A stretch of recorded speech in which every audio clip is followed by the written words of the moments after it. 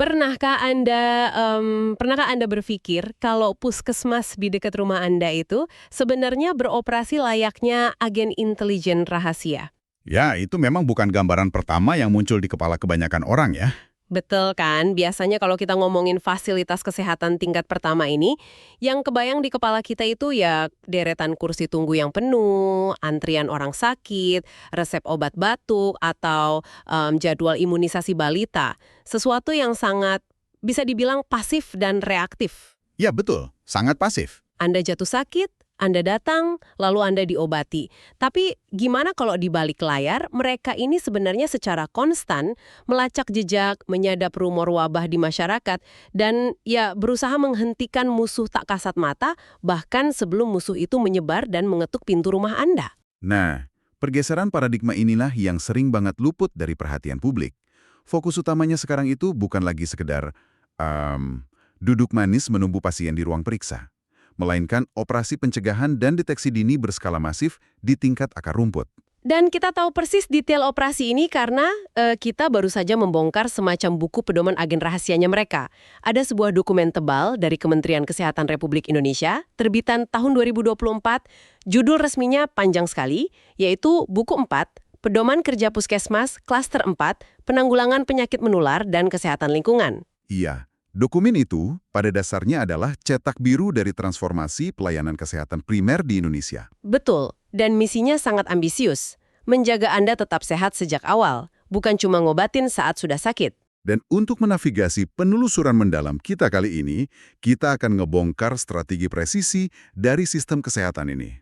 Mulai dari bagaimana mereka merespon kejadian luar biasa, hingga taktik spesifik dalam memburu penyakit. Iya, kita bakal lihat gimana mereka menangani ancaman purba, kayak tuberkulosis dan kusta. Merespon virus modern seperti HIV, sampai menghadapi ancaman sehari-hari yang sering diremehkan kayak diare. Tingkat kehati-hatian operasional dalam pedoman ini jauh lebih kompleks dari yang dibayangkan banyak orang. Sangat kompleks. Mari kita mulai dari sistem radarnya dulu. Oke, mari kita bedah. Di dokumen ini ada konsep yang disebut SKDKLB, atau Sistem Kewaspadaan Dini dan Respon Kejadian Luar Biasa. Ini ibarat telinga dan mata mereka di lapangan, dan sistem intelijen ini dibagi jadi dua metode utama.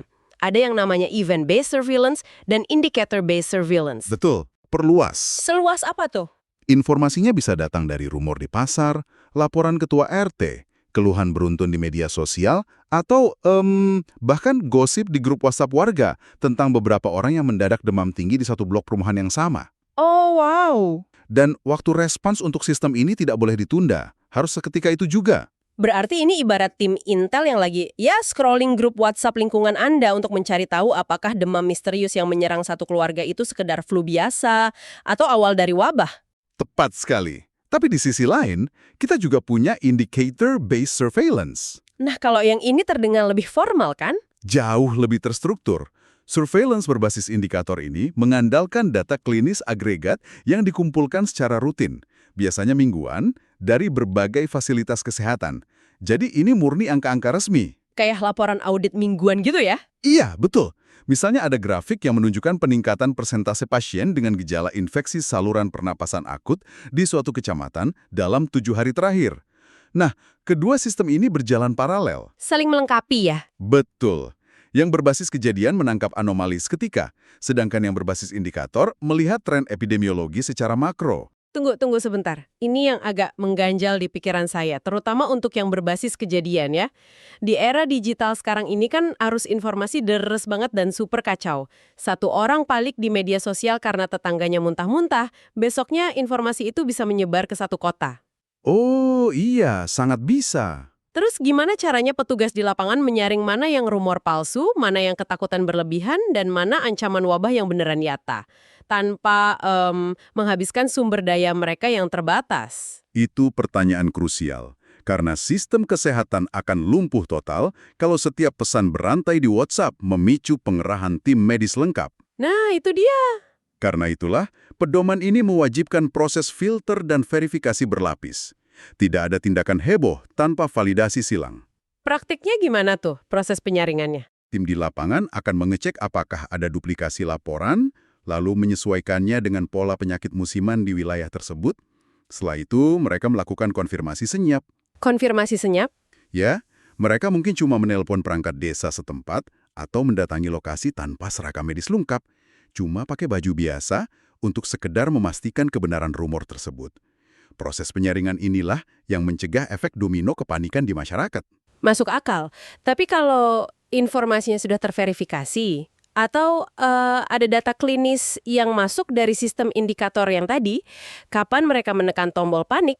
Apakah harus nunggu puluhan orang masuk rumah sakit dulu? Oh, sama sekali tidak.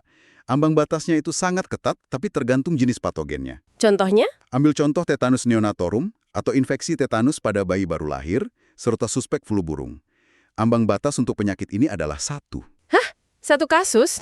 Ya, satu saja. Jika ada satu saja laporan kasus yang masuk, sistem otomatis memicu alarm merah tingkat tertinggi. Petugas diwajibkan memberikan respons dan memulai penyelidikan lapangan dalam waktu kurang dari 24 jam. Luar biasa. Jadi setelah alarm intelijensi itu berbunyi, langkah selanjutnya adalah mengirim tim ke lapangan. Dan membaca bagian penyelidikan epidemiologi di dokumen ini, rasanya benar-benar kayak baca novel detektif. Memang sangat mendetail. Mereka nggak cuma diam di belakang meja pendaftaran, kan?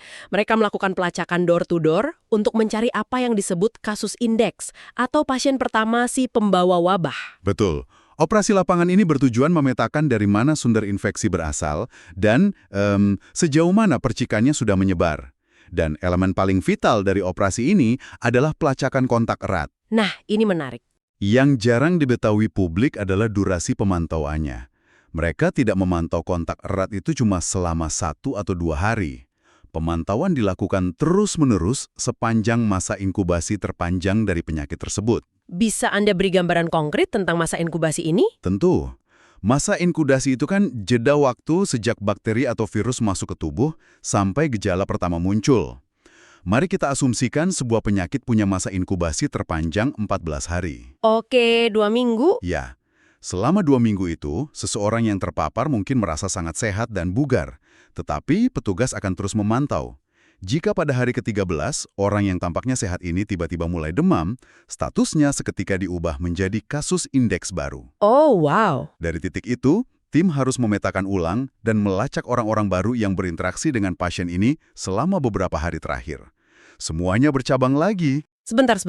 Saya harus menantang logika pelacakan ini. Kalau saya sakit, lalu petugas harus melacak semua orang yang berpapasan dengan saya di pasar, kasir minimarket tempat saya belanja, atau orang di sebelah saya di kereta. Di kota yang padat, ini akan menguras tenaga ribuan petugas medis hanya untuk satu kasus. Betul. Terus gimana mereka membatasi siapa saja yang sebenarnya disebut kontak erat dan harus dilacak? Kalau definisi kontaknya selonggar yang Anda bilang tadi, sistem memang akan langsung kelebihan beban. Disinilah pedoman ini menerapkan definisi kontak erat dengan presisi tinggi yang spesifik untuk setiap jenis patogen. Beda penyakit, beda aturannya. Sangat beda. Contohnya untuk penyakit Frambusia, sebuah infeksi bakteri tropis. Pedoman ini mendefinisikan kontak erat sebagai individu yang memiliki interaksi sosial fisik lebih dari 20 jam per minggu dengan si pasien. 20 jam seminggu itu spesifik sekali. Karena Frambusia itu menular melalui sentuhan kulit langsung dalam durasi yang lama, bukan sekedar papasan di jalan atau di pasar. Oh, saya paham sekarang. Jadi, target pelacakannya menyusut drastis. Hanya keluarga serumah, teman sebangku di sekolah, atau rekan kerja yang duduk bersebelahan setiap hari. Ini adalah bentuk efisiensi logistik yang didasarkan murni pada siklus hidup bakteri itu sendiri. Sangat masuk akal.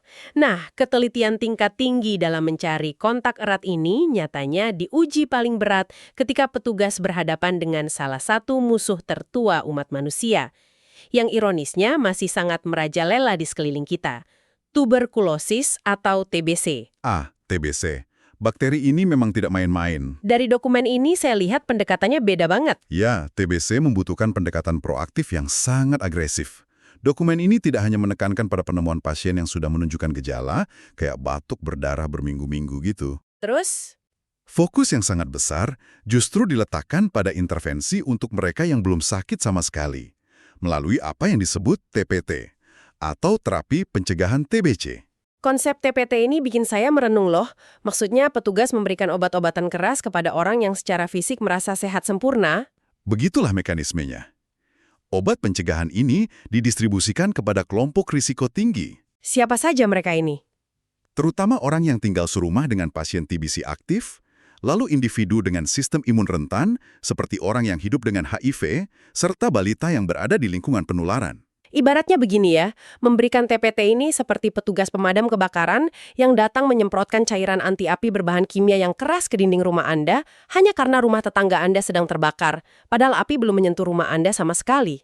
Analogi yang sangat pas, dan disitulah letak gesekan utamanya.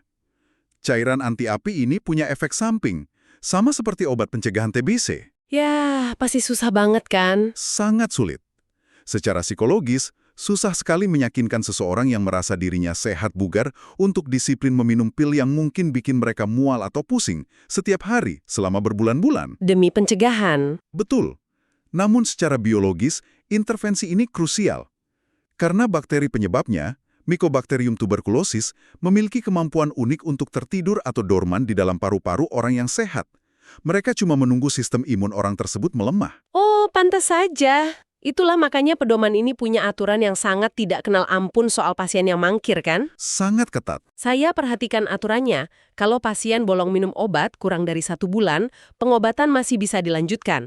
Tapi, ada skenario di mana pasien mangkir 1-2 bulan, padahal sebelumnya dia baru minum obat kurang dari sebulan. Kalau ini terjadi, pengobatannya harus diulang dari nol. Hukuman medis, bisa dibilang, tapi mengulang dari nol itu adalah keharusan. Kenapa harus dari nol lagi? Karena obat-obatan pencegahan ini bekerja dengan mempertahankan kadar toksisitas tertentu bagi bakteri di dalam darah. Jika Anda berhenti minum obat berminggu-minggu, kadar tersebut anjlok drastis. Dan bakterinya bangun lagi. Persis. Bakteri yang tadinya sudah melemah dan pingsan akan bangun kembali. Dan parahnya, mereka bangun dengan mengenali struktur kimia obat tersebut. Oh, jangan bilang mereka jadi kebal. Itulah intinya. Mereka bermutasi dan membentuk kekebalan baru. Inilah awal mula TBC, kebal obat yang mematikan dan jauh lebih sulit disembuhkan. Wow, belum lagi ada protokol rumit untuk regimen pencegahan yang diminum mingguan. Kalau terlewat lebih dari 1 minggu, jadwal berminggu-minggu ke depan harus dihitung dan diatur ulang sepenuhnya. Kedisiplinannya ini benar-benar tingkat militer. Karena itulah, pedoman ini sangat menyoroti peran PMO, pengawas menelan obat. Iya, ternyata keberhasilan menaklukkan bakteri ini tidak cuma bergantung pada kecanggihan obatnya, tapi pada anggota keluarga yang terus mengingatkan pasien agar pil itu benar-benar ditelan hari itu juga. Tepat. Dukungan sosial adalah infrastruktur penopang pengobatan ini. Nah, pendekatan TBC ini kan sangat fokus pada individu dan disiplin harian. Tapi dokumen ini juga ngebahas strategi untuk penyakit purba lain yang pendekatannya berputar 180 derajat. Maksudnya yang menggunakan metode serangan massal. Betul, serangan kilat massal. Mari kita bedah kasus Frambusia dan kusta. Ya, kedua penyakit ini masuk dalam kategori penyakit tropis yang terabaikan. Frambusia, yang juga dikenal sebagai Yos, itu menyebabkan lesi kulit, papiloma, atau koreng dengan cairan getah bening yang sangat menular melalui sentuhan terbuka. Dan pemerintah kita punya target ambisius kan? Betul, targetnya adalah menghapus Frambusia sepenuhnya pada tahun 2030. Strategi andalannya adalah POPM, pemberian obat pencegahan massal. Jujur bagian ini lumayan mengejutkan saya. Kalau ada penularan Frambusia di sebuah desa, puskesmas tidak hanya mencari siapa yang berkontak erat dengan pasien. Mereka mendatangkan antibiotik azitromisin dan memberikannya kepada seluruh penduduk desa tersebut di hari yang sama. Seluruh penduduk tanpa terkecuali. Hal serupa juga diterapkan untuk kusta kan, penyakit yang merusak saraf tepi dan memicu kecacatan. Petugas menggunakan antibiotik pencegah dosis tunggal namanya SDR, Single Dose Rifampicin, untuk orang-orang di sekitar pasien, agar mereka terlindungi selama 2 tahun ke depan. Dengan syarat ketat, mereka tidak sedang mengidap gejala TBC saat itu. Iya, tapi logika di balik operasi sapu bersih untuk Frambusia ini menarik. Tujuannya adalah memutus rantai penularan dalam satu wilayah ekologis sekaligus. Ini tuh seperti menyedot habis semua oksigen dari sebuah ruangan agar apinya padam seketika, tanpa sisa. Analogi yang bagus. Tapi ada paradoks di sini yang saya pikirin. Bakteri Frambusia ini inang utamanya hanya manusia. Dia nggak menyebar lewat nyamuk kayak demam berdarah, nggak terbang di udara kayak COVID-19, cuma menular lewat sentuhan fisik langsung dan terus-menerus. Iya, penularannya cukup spesifik. Sangat amat mudah. Kenapa Indonesia butuh tenggat waktu sampai tahun 2030 untuk memberantasnya? Kalau di atas kertas, secara medis memang terdengar sederhana. Tapi di lapangan, petugas kesehatan itu berhadapan dengan tembok raksasa yang bernama realitas sosiologis dan geografis. Realitas sosiologis gimana maksudnya? Frambusia dan kusta adalah penyakit yang sangat terkait erat dengan kondisi kemiskinan, kurangnya air bersih, dan sanitasi yang buruk. Selain itu, ada stigma sosial yang luar biasa berat di masyarakat kita. Oh, orang menyembunyikan lukanya karena malu ya. Betul sekali. Lalu bayangkan operasi POPM tadi. Mengumpulkan 100% warga desa yang mungkin berada di pelosok perbukitan terpencil di satu hari yang sama untuk minum obat serentak. Itu adalah mimpi buruk logistik. Ah, saya mengerti sekarang. Jika di hari operasi massal itu ada 15% warga yang kebetulan sedang pergi berladang ke hutan berhari-hari, atau ada keluarga yang sengaja mengunci pintu rapat-rapat karena takut dicap berpenyakit, maka bakteri itu tetap punya tempat berlindung. Tepat. Jadi, patogennya mungkin lemah secara biologis, tapi hambatan sosial dan geografi kitalah yang menjadi tameng pelindungnya. Analisis yang sangat jeli. Masalah utamanya ada pada perilaku dan kondisi manusia, bukan pada kecerdasan bakterinya. Berbicara soal perilaku manusia, strategi sapu bersih serentak untuk Frambusia ini mungkin masuk akal, karena menular lewat sentuhan biasa antar tetangga. Tapi logikanya pasti hancur berantakan ketika kita berhadapan dengan virus yang menular lewat interaksi paling intim dan paling rahasia yang dimiliki manusia. HIV. Iya. Disinilah pelacakan door-to-door di siang bolong ke seluruh desa nggak bisa lagi dipakai secara sembarangan. Mari kita beralih ke cara puskesmas menangani HIV saat ini. Berdasarkan dokumen tahun 2024 ini, Ini adalah salah satu bab paling modern dan menarik dalam pedoman ini. Pendekatannya sangat pragmatis dan, yang paling penting, tidak menghakimi. saya lihat ada pembahasan besar soal PrEP. Betul. Di sini ditekankan penggunaan PrEP atau Pre-Exposure Prophylaxis. Ini obat pencegah infeksi HIV sebelum paparan terjadi. Menariknya, metode minumnya tidak harus selalu setiap hari bagi semua populasi. Ada metode lain. Ada protokol yang disebut event-driven, atau diminum berdasarkan kejadian berisiko yang disesuaikan untuk populasi tertentu, misalnya pada pria. 4 jam sebelum aktivitas berisiko terjadi. Lalu dilanjutkan dengan meminum 1 pil per hari hingga 2 hari setelah aktivitas terakhir tersebut. Iya, polanya 2-1-1. Ibaratnya begini, Anda tidak memakai sabuk pengaman Anda seharian penuh saat sedang duduk santai di sofa ruang tamu sambil nonton TV. Anda baru memasang sabuk pengaman itu kuat-kuat tepat beberapa jam sebelum Anda tahu Anda akan mengemudi di jalur pegunungan yang rawan kecelakaan. Tepat sekali. Dan pengandaian itu menjelaskan mengapa metode ini meningkatkan kepatuhan pasien. Ia mengawinkan efektivitas farmakologi dengan kenyamanan gaya hidup. Pasien tidak merasa terbebani untuk minum obat seumur hidup setiap hari kalau memang mereka tidak aktif berisiko setiap hari. Sangat praktis. Namun, kecanggihan pedoman ini tidak berhenti pada urusan obat-obatan. Tantangan sebenarnya muncul ketika intervensi perilaku diperlukan melalui notifikasi pasangan anak. Atau pencarian kontak bagi mereka yang sudah positif terdiagnosis HIV. Betul. Ini ngebacanya kayak operasi intelijen yang menjaga kerahasiaan tingkat tinggi ya. Ketika ada pasien indeks yang positif, fasilitas kesehatan kan punya mandat untuk melacak pasangan seksualnya. Ya, wajib dilacak. Ada beberapa opsi. Ada opsi pasien sendiri yang melapor ke pasangannya, atau mereka bikin kontrak batas waktu dengan petugas. Ada juga opsi petugas menemani pasien untuk bicara bersama ke pasangan. Tapi yang paling dramatis menurut saya adalah metode rujukan petugas yang sifatnya anonim. Nah, itu yang paling sensitif. Petugas melacak dan mendatangi pasangan tersebut tanpa pernah menyebutkan siapa nama pasien indeks yang memicu pelacakan ini. Benar-benar anonim. Dan di balik semua metode pelacakan itu, ada satu aturan wajib yang menunjukkan kepekaan etis dari pedoman ini. Sebelum petugas kesehatan membujuk pasien untuk memberitahu pasangannya, mereka diwajibkan secara hukum untuk melakukan screening potensi kekerasan. Tunggu, apa tujuannya screening kekerasan ini? Karena mengabarkan resiko penularan HIV kepada pasangan seksual memiliki resiko sosial yang mematikan.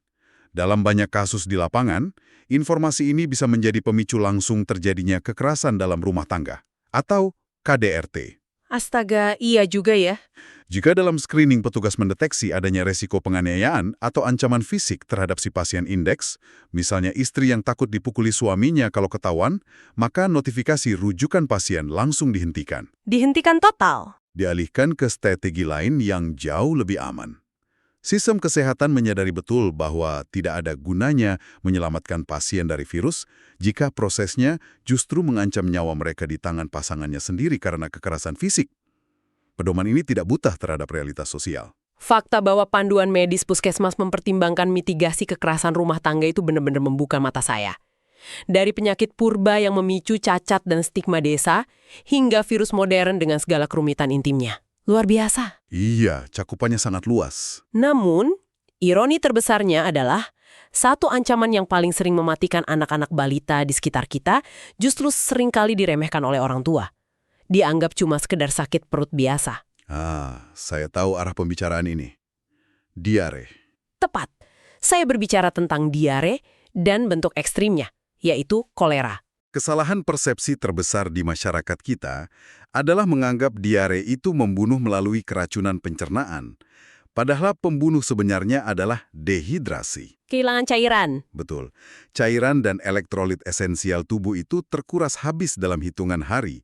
Dan jika agen penyebabnya adalah bakteri kolera, pengurasan cairan itu bisa terjadi dalam hitungan jam, bukan hari. Kolera memiliki pola serangan klinis yang sangat berbeda dan spesifik. Ini adalah salah satu bagian yang paling bikin saya sadar betapa berbahayanya ketidaktahuan kita. Saya beneran terkejut pas baca bahwa kolera, penyakit yang bisa menjabut nyawa anak dalam semalam itu, ternyata tidak memicu rasa sakit perut, melilit, atau mulas. Sama sekali tidak ada rasa mulas di awal. Gejala klasiknya adalah muntah hebat yang tiba-tiba dan diare cair yang secara visual mirip dengan air cucian beras. Bagi orang awam, melihat anaknya muntah-muntah tapi tidak mengeluh sakit perut, mungkin dianggap, oh ini pertanda baik, cuma masuk angin. Padahal itu justru tanda merah. Tanda bahaya bahwa racun kolera sedang memblokir penyerapan cairan di usus tanpa memicu kontraksi otot usus yang biasanya menyebabkan rasa sakit perut. Ketidaktahuan itulah yang menjebak. Karena itulah, pedoman ini membekali petugas puskesmas dengan instrumen pemeriksaan fisik yang cepat untuk menilai tingkat kedaruratan dehidrasi. Salah satunya yang paling klasik adalah tes turgor kulit. Tes cubit kulit ya? Ya, metodenya sederhana. Petugas akan mencubit lipatan kulit di area perut anak. Jika kulit tersebut lambat kembali rata setelah dilepas, itu adalah sinyal biologis bahwa sel-sel di bawahnya sudah kehabisan air untuk mempertahankan elastisitasnya. Tapi dokumen ini memberikan peringatan yang sangat-sangat penting tentang tes cubitan perut ini. Ternyata ini bukan ilmu pasti untuk semua kondisi tubuh. Betul, ada banyak variabel. Ada detail kecil yang bisa mengecoh diagnosis dokter atau perawat. Jika anak yang diperiksa kebetulan mengalami kondisi kurang gizi kronis, kulitnya memang akan selalu melipat atau lambat kembali saat dicubit, terlepas dari apakah ia sedang dehidrasi atau tidak. Ya, karena lapisan lemaknya tipis. Sebaliknya, pada balita yang mengalami obesitas berat, lemak di bawah kulitnya akan membuat kulit langsung kembali rata dalam sedetik, menyembunyikan fakta bahwa anak itu mungkin sebenarnya sedang dalam fase dehidrasi kritis.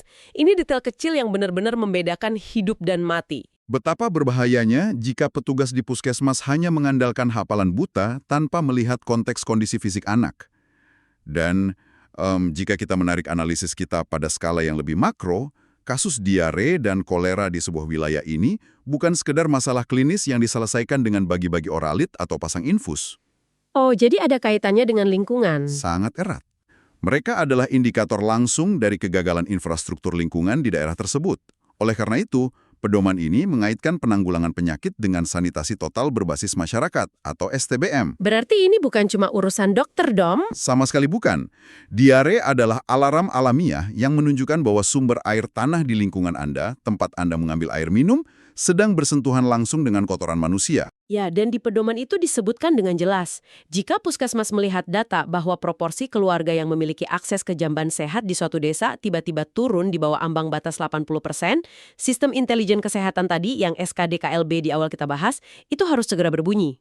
Langsung memicu intervensi. Bahkan sebelum ada laporan warga yang jatuh sakit, mereka harus bertindak mendahului bakteri tersebut sebelum masuk ke gelas air minum warga. Karena pencegahan di tingkat infrastruktur jauh lebih murah dan menjamin keselamatan jangka panjang dibandingkan harus mengobati puluhan balita yang sudah sekarat di ranjang gawat darurat puskesmas. Luar biasa. Jadi, dari semua yang sudah kita bedah hari ini, apa sebenarnya makna dari dokumen setebal ratusan halaman ini bagi Anda yang sedang mendengarkan? Dari awal hingga akhir, penelusuran ini menunjukkan satu realitas yang jelas. Puskesmas Anda, dengan kerangka kerja pelayanan kesehatan primer klaster 4 ini, sedang berusaha keras menjadi perisai yang proaktif. Bukan sekedar klinik pengobatan reaktif. Betul, bangunan puskesmas di kelurahan Anda itu bukan lagi sekedar tempat Anda mengantri minta resep obat batuk. Itu adalah markas bagi para detektif kesehatan yang melacak siapa bertemu siapa di ganggang sempit, menganalisis kualitas air di tanah yang Anda injak, dan merancang strategi logistik rumit untuk memadamkan wabah. Bisa dibilang, keamanan kesehatan keluarga Anda ternyata sangat bergantung pada jaringan petugas lokal ini, yang diam-diam menyapu bersih ancaman sebelum ia bahkan mencapai pagar rumah Anda. Sebuah garis pertahanan yang berjalan sunyi, tapi mematikan bagi penyakit. Sistem pengawasan, pelacakan, dan intervensi medis ini pada dasarnya adalah garis pertahanan pertama peradaban kita melawan patogen yang sudah membunuh manusia selama berabad-abad. Dan sejauh ini sistem tersebut terus berevolusi menyesuaikan zaman ya? Iya. Namun, sebelum kita menyudahi diskusi ekstensif kita hari ini, ada satu hal yang ingin saya tinggalkan untuk Anda renungkan. Silakan. Puskesmas kita dan sistem pelacakannya terbukti luar biasa teliti dalam memetakan jejak bakteri purba seperti TBC dan mengurai kerumitan virus modern seperti HIV. Mereka sudah hafal pola pergerakan penyakit-penyakit ini di masyarakat kita. Musuh yang sudah kita kenal ya? Betul. Tetapi, dengan terjadinya perubahan iklim global yang ekstrim, yang menggeser habitat berbagai serangga pembawa penyakit, ditambah mencairnya lapisan es permafrost di kutub yang sangat mungkin melepaskan patogen purba yang sudah terkubur jutaan tahun, pertanyaannya adalah, apakah Badan Intelijen Kesehatan Akar Rumput kita siap memetakan medan perang yang aturannya sama sekali belum tertulis di pedoman manapun? Tantangan yang sama sekali baru. Akankah radar peringatan dini kita cukup sensitif untuk mendeteksi musuh yang wajahnya saja belum pernah kita lihat? Sesuatu untuk Anda pikirkan. Teruslah belajar dan tetaplah sehat.